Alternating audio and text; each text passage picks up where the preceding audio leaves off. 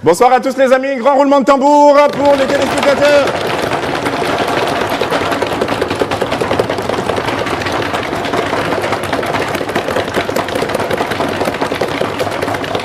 Bonsoir à tous, bonsoir à tous, bonsoir à tous. Merci. Donc de football, mais tout ça dans le cadre justement des Jeux Olupi. On va voir ça avec nos invités sur le plateau. Et vous avez rendu Monsieur Gaylord Otunga. J'ai laissé les autres deux noms que on vous laissera le soin de les prononcer. Rien que pour vous, avec vous, Monsieur Otunga, on discutera justement des Jeux Olupi qui se déroulent justement dans la province du Haut-Ogooué. On va en parler en plus en détail tout à l'heure. Mais d'abord pour vous tous, un grand roulement de tambour, c'est parti.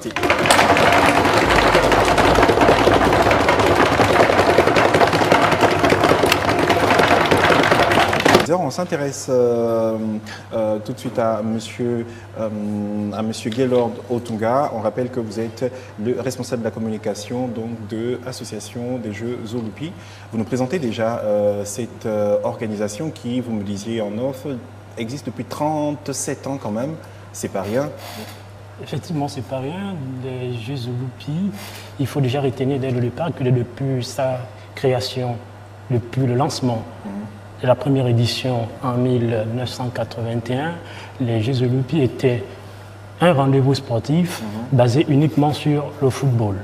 Puis, avec l'évolution du temps, avec la maturité d'esprit, les dirigeants, les organisateurs de cette compétition sportive, en tête desquels chez Jean-Paul et Belendoy, ont constaté que le football n'était pas l'unique activité sportive pratiquée par les jeunes des départements de la CB et de la Baïe Bricolo. Donc il a fallu intégrer d'autres activités afin que tous ces jeunes-là se retrouvent et participent pleinement dans l'événement. Et c'est donc au sortir de l'édition de 2006, plus précisément avec la grande assemblée générale tenue en 2008, avril 2008, que la Coupe Olupi se transforme en Jeux Olupi. Parce que ce n'est plus le football, on intègre maintenant d'autres nouvelles activités, d'où l'appellation désormais les Jeux Olupi. Et comme les Jeux Olympiques, voilà. On ferait peut-être bientôt les Jeux Olympiques de Olupi et tout ça. Et bien donc, ça, au sorti de cette édition, au sorti de l'Assemblée Générale d'avril 2008, que nous passons donc de la Coupe Olupi aux Jeux Olupi, que l'on retrouve d'autres activités telles que le cyclisme, le cross et d'autres activités que nous allons découvrir tout au long de l'émission. D'accord. Et justement, qu'est-ce qu'on retient, qu'est-ce qu'on peut retenir justement de 37 ans de vie d'une organisation comme ça? On en rigolait un peu en off pour dire, vous avez peut-être formé des champions ou des champions sont passés par là, etc. etc. Dites-nous un peu plus. Oui, les Jeux Olupi, sinon pour ce qui est du football en particulier, oui. A vu des grandes stars du football gabonais, telles que Ekole Manga, Bruno, ceux-là sont passés par là. Et puis, c'est vrai, il faut déjà le dire, quand nous connaissions la Coupe Olupi dans les années 90, on était très jeunes. J'imagine. Et on la vivait telle qu'elle se présentait. Donc, le fond, on ignorait, on voyait juste comment la compétition se jouait. Et avec le temps, quand on a commencé à s'impliquer, on a commencé à découvrir comment ça s'organise et rentrer dans l'organisation, découvrir la profondeur et la haute qualité de la chose. Et c'est avec le temps que nous sommes rentrés là dans la Coupe Olupi que nous avons découvert ce que ça vaut réellement sur le plan départemental en matière de l'union des départements. Parce que ces deux départements, il faut déjà le souligner, nous avons le département de la CB Bricolo et pour la commune de Kondia et le département de la Baïe Bricolo et pour commune, bien sûr, Aboumi. Donc les deux communes, sinon les deux départements réunis, sont ces départements qui se retrouvent dans les Jeux Olupi. Et comme nous allons continuer à épiloguer là-dessus, on va expliquer plus en profondeur comment on va pas tellement épiloguer, on va surtout donner de l'information autour de ce qui est intéressant en fait, c'est que jusqu'à un certain temps, nous on faisait le reproche de n'être ouvert qu'à la capitale, de Libreville. La plupart du temps, c'est des gens qui ont des activités, des associations et autres qui viennent. Et depuis un temps, on s'intéresse justement à ce qui se fait à l'arrière-pays, ce qui se fait dans les provinces, et de plus en plus, on comprend que vous êtes un espace finalement, un espace fédérateur de rassemblement pour les jeunes et bien plus d'ailleurs. Oui, effectivement, c'est vraiment l'expression qu'il faut.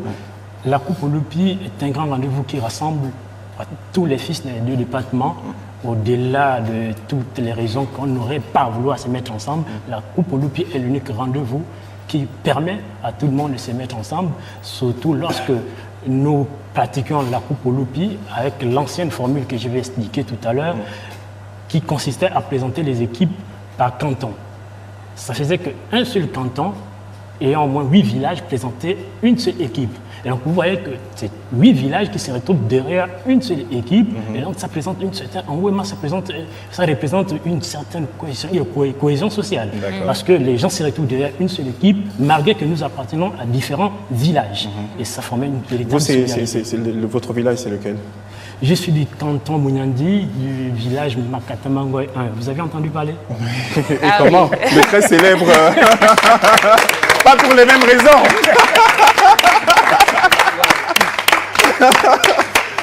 Un nom très célèbre et il fallait pas me donner cette.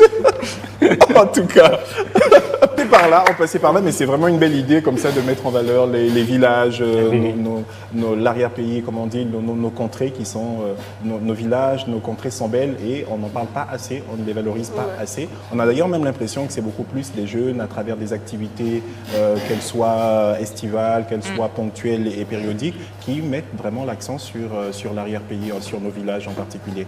En tout cas, on revient à vous tout à l'heure. On se retourne à Monsieur Guélor au Tunga pour justement là aussi des informations pratiques sur les Jeux Olupi, qui peut y participer et comment on y participe. Et merci de donner la parole encore au natif de Makatamangoy. N'allez pas dessus, sinon on va vraiment rester dessus et vous n'allez pas avoir le temps de finir votre... Allez, dites tous nos amis, dites bonjour à nos amis de Makatamangoy, mais pas en français bien sûr. Allez-y, dites-le. Lâchez-vous. Non, allez-y, vous le faites maintenant et puis on rattrape juste, on aura peut-être plus de temps. Allez-y, dites-le, c'est très important. Batoba, Makatamangoy, Bambola, Babel. Eh bien voilà, j'ai dit. Voilà, c'est tout, simplement. Allez, on va pour les informations pratiques autour de ces activités. Concernant les Jeux Olupi, ce qui convient de retenir ici, c'est que nous tenions déjà notre première réunion, c'est notre réunion pour informer au public comment ça va se jouer le 19 mai de cette année, bien sûr, du côté du centre social d'Akébé, où nous avons présenté d'une part les différentes activités retenues pour cette édition et d'autre part les modalités pratiques par rapport à ces différentes activités. Donc concernant les différentes activités, nous avons retenu pour cette édition 4, en tête desquelles nous avons le football, c'est la plus grande activité, il faut le souligner. Après le football, nous avons le cyclisme, que nous appelons le cyclisme Olupi. Ensuite, nous avons le basketball Olupi et enfin le cross Olupi. Voici donc les 4 grandes activités qui vont faire vibrer les vacances à Okondja comme en 2014. D'accord, c'est très bien. Et donc, tout le monde peut y participer. En tout cas, les équipes, elles se connaissent, elles sont déjà constituées, etc. Et donc, pour le reste, tout le monde peut y participer? Non. D'accord. Justement, c'est la raison de ma présence ici, sur ce plateau. Parce que il faut déjà souligner que les Jeux Olupi, particulièrement la Coupe Olupi, pour cette édition de 2016, ne se déroulera pas comme l'édition de 2014. C'est quoi la particularité? Allons-y. La particularité, c'est qu'en 2014, lors de la dernière édition, les équipes s'est présentées par canton. Nous avions dans le département de la CB Bricolo 5 cantons. Et donc les 5 cantons formaient chacun une équipe. Les différents villages se concertaient et formaient une équipe. Et qui sortait des 5 cantons, 5 équipes, 2 équipes de la commune de Kondja et une équipe qui ressortait du département de la Comment ça va se faire cette année? Maintenant, cette année, la particularité, c'est que ce n'est pas village. D'accord. Donc les villages Chaque présentent village leurs équipes. présente son équipe. D'accord. Voilà. Voici la grande particularité de cette année. Pour la Coupe Olupi. D'accord. Le village qui est en mesure de présenter son équipe en fonction de ses moyens présente son équipe. Donc nous n'avons pas limité le nombre des équipes par rapport en 2014. Nous partions avec 8. Maintenant, là, nous partons en ce qui concerne les équipes qui se sont engagées. Nous sommes à 12 équipes. Bien entendu qu'il y a d'autres équipes qui sont dans la fiche d'attente, en espérant qu'elles vont... Ils gagnent quoi au final, parce que c'est toujours la question. Oui, on participe, on y gagne quoi à la fin? Bien. Évidemment, pour les prix, oui. Le champion en titre remportera une somme de 2 millions. Ah ouais, quand même. Hein. Ah, c'est beaucoup d'argent. Bah, je pense qu'il fallait nous intégrer aussi en équipe exceptionnelle quand même. Hein. On aurait bien voulu, On peut venir en équipe avec l'austérité et les temps qui courent, ben voilà, ça aurait été bien pour tout le monde finalement. Donc, hormis les 2 millions de récompenses, nous avons mis des médailles en or pour l'équipe championne et bien sûr un trophée.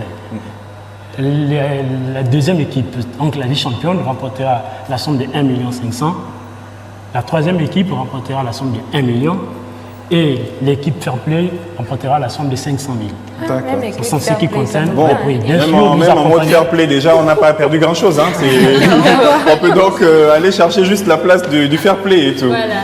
Et donc, hormis ces prix, en ce qui concerne les équipes, nous avons mis également les médailles d'or, médailles d'argent et médailles de bronze. Bien évidemment. Et maintenant, une autre grande différence par rapport à la précédente édition, c'est le 2014, c'est que cette édition, la participation n'est pas gratuite. Pourquoi? Pourquoi tout le monde veut faire maintenant des choses, même quand on veut s'amuser. On veut s'amuser, on veut dire, bon, on fait des randos, il faut encore que ça soit coûteux. Pourquoi vous voulez limiter tout le monde hein? Il y a la crise et tout ça, mais bon, pourquoi vous allez demander à ceux qui n'en ont presque plus déjà de donner encore? Parce que la situation déjà est difficile pour tout le monde. Oui. Et comme il n'y a rien sans rien, il faut évidemment que les équipes déboursent une certaine somme qui s'élève à 100 000 francs d'inscription. Bah, c'est une certaine somme. Hein. Oui, par village, du coup 12 villages, ça nous fait 1,2 million. Écoutez les gars, moi je n'ai que la banane, j'ai la chasse, je sais pas, voilà, si je dois, après, vous n'avez pas peur en plus sérieux, vous n'avez pas peur de démotiver quand même les gens avec ce type de coûts et tout? Bon, c'est vrai, on a pensé à ça, mais on a quand même pensé à ce qu'on n'ait pas un boulevard, on n'ait pas trop d'équipes. Parce que c'est aussi ça le but. Parce que si on ouvre pour tout le monde, on dit que l'inscription est gratuite, avec le nombre de villages que l'on compte, les 2 départements, on peut se retrouver avec une Coupe du Monde à Okondia. Vous comprenez ce que je veux dire? Bon, allez, on a compris. Hein. Ouais, c'est bon. Vous allez vous retrouver avec... On prend la question de Rufina pour finir, oui. Voilà, les Jeux olympiques étaient d'abord la Coupe olympique, qui sont aujourd'hui les Jeux. Est-ce qu'il y a une prochaine étape à l'évolution en fait, des Jeux olympiques, par exemple, l'avoir sur le plan national? Bon, cette question est actuellement au niveau du conseil de gestion. Parce que les Jeux olympiques, je ne vous ai pas présenté. Non, on n'aura pas le temps de vraiment... Bon, on n'aura cette pas le temps question est, disons, sur le débat en traitement du niveau du conseil de gestion des Jeux olympiques. D'accord. Maintenant, avec le temps, peut-être qu'ils pourront ouvrir les Jeux olympiques à tout le monde, mais pour l'instant, ça reste uniquement au niveau du département. Toi, tu es de quel village? Je suis de... Donc Nyamelen aussi veut participer au Olympiques. Oui, pourquoi pas. Il n'y a pas trop de vie là-bas. Bon, allez, d'accord, très bien. Merci beaucoup. Merci, nous sommes arrivés au terme de notre émission de ce soir. Me fait-on signe, justement en haut. Et puis, nous avions des Jeux olympiques. On a parlé des Jeux olympiques justement avec M. Gaylord Otunga qui était avec nous ce soir. On était également avec... Merci beaucoup d'avoir regardé le Grand Banja pour ce soir. Restez sur Gabon à tous. Allez, bye.